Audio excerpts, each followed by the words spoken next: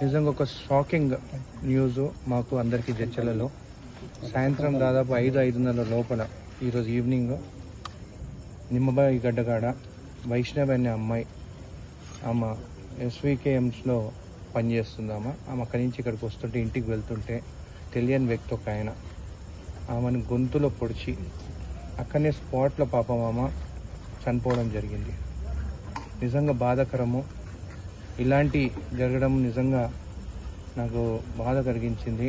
ఇక్కడికి ఇమీడియట్గా రావడం జరిగింది. ఇప్పుడే డిఎస్పీ గారితో సిఐ గారు ఇక్కడనే ఉన్నారు, మాట్లాడడం జరిగింది. ఎవరైతే అటాక్ చేస్తారో ఆయనను కూడా అక్కడ లోకల్స్ కూడా అటాక్ చేసి ఆయన కూడా ఇప్పుడు వెంటిలేటర్ పైన ఉన్నాడు.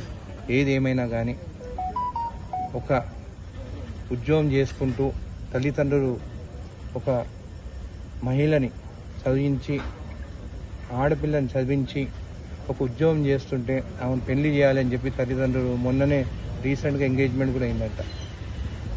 నిజంగా బాధాకరం. ఇట్లాంటి మహిళల పైన వాళ్ళు అటాక్ చేసి చంపుతుందంటే నాకు బాధ కలిగిస్తుంది. సీరియస్ యాక్షన్ తీసుకుంటాము. డిఎస్పీ గారు కూడా చెప్పడం జరిగింది. ఇంకా ఎవరైతే అటాక్ చేసినా ఆయన ఆల్రెడీ హాస్పిటల్ వెంటిలేటర్ పైన ఉన్నాడు. ఆయన ఇంకా డీటెయిల్స్ ఇంకా వాళ్ళు చెక్ చేస్తున్న కొంచెం టైంలో ఇమీడియట్గా ఇప్పుడు ఒక 1/2 hour 1 hour అది కూడా తెలుస్తుంది. ఆ ఫోన్ లాక్ అయింది, వాళ్ళ పాస్వర్డ్ తెలియక ఆయన ఇన్ఫర్మేషన్ ఇంకా తెలియలేదు. ఇది ఇమీడియట్గా తెలుస్తుంది. ఈవెన్ బాడీని కూడా, ఎందుకంటే ఇది మర్డర్ అయింది కాబట్టి కూడా మహబూబ్నగర్ హాస్పిటల్ షిఫ్ట్ చేసి అక్కడ ఎక్స్పర్ట్స్తోని ఫోరెన్సిక్ వాళ్ళు కూడా ఉండాలని చెప్పి చెప్పడం జరిగింది. అక్కడ రేపు పంచనామా చేసి ఈరోజు రేపు అక్కడ ఈవెన్ పోస్ట్ మార్టం కూడా అక్కడ మహబూబ్నగర్లో చేయమని చెప్పి కూడా నేను చెప్పడం జరిగింది. ఎందుకంటే అక్కడ ఎక్స్పర్ట్స్ వస్తుంది దీనికి అని చెప్పేసి. నిజంగా ఇలాంటిది ఎక్కడ జరగొద్దు, కానీ ఇక్కడ జడ్చర్లలో జరిగింది. ఇది ఫస్ట్ టైం నేను కూడా చూడడము, వినడం.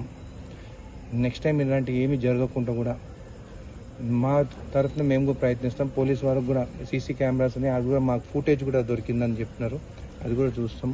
ఖచ్చితంగా యాక్షన్ ఉంటుంది దీనిపైన. ఇంకోసారి ఇట్లా పాపం అందరిని అడుగుతున్నాను నేను. అరే, ఆడపిల్ల పుట్టిందంటే ఒక లక్ష్మీదేవి.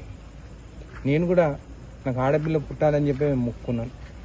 ఈరోజు ఒక ఆడపిల్ల పాపం తనంటూ ఉద్యోగం చేసుకుంటూ చదువుకొని ఆమె తనంతు తన కుటుంబాన్ని పోషిస్తుంటే, అలాంటి వాళ్ళని ఇట్లాంటి రాక్షసులు ఇట్లా చేస్తుంటే వాళ్ళని చంపినా తప్పులేదు.